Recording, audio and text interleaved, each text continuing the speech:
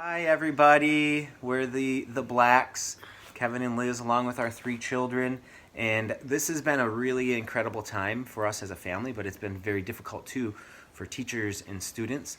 So one of the things that we've been doing is we've been trying to share different bedtime stories, and we wanted to share a story with you today. This comes from the late great Archie Campbell, who was imitated very well by Miss Liz's grandfather, and he would share these stories, and they were so much fun because the old traditional bedtime stories are getting a little old. We got to mix it up a little bit. So this one here is a very special one. Once upon a time, in a corn country, there lived a very beautiful girl, and her name was Rindercella. Now, Rindercella lived with her mugly other and 2 sad bisters. And in the same corn country, there lived a very pransome hince. And now the pransome hince wanted to have a bancy fall. So he invited people from riles a mound, especially the pitch reaple. So the mugly other and 2 sad bisters had to go and find themselves some drancy fesses for the bancy fall. But Rindercella couldn't go because all she had to wear was some old rurdy days. So the time came for the bancy fall. Rindercella couldn't go, so she just cat down and scried.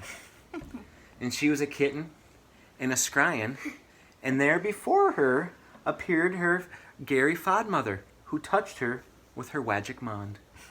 And there appeared a kid boach with Hicks white sources, ready to take Rindercella to the bancy fall.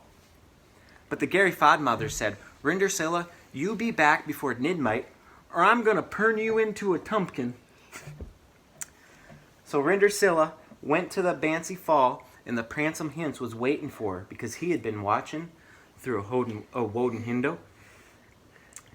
And the 2 nanced all dight, and they lell in fove. And then the time came for the mid-clock to strike night, and Rindercella staced down the rares, and when she beached the rodham, she slopped her dripper. And the next day, the pransome hince went all over the corn country looking for the beautiful girl who had slopped her dripper. And when she got to Rindercella's house, she tried it on the mugly other, and it fitted it. And then she tried it on the sigly usters, and it fitted it. And then she tried it on Rindercella, and it fitted it. It was exactly the sight rise. And the 2 of them got married, and they lived heavily ever hapward. Now, the story of the Maury is this. If you want to lull and fove with the pransome hince at the bancy fall, don't forget to slop your dripper. Have a great weekend, everybody. Happy Mother's Day.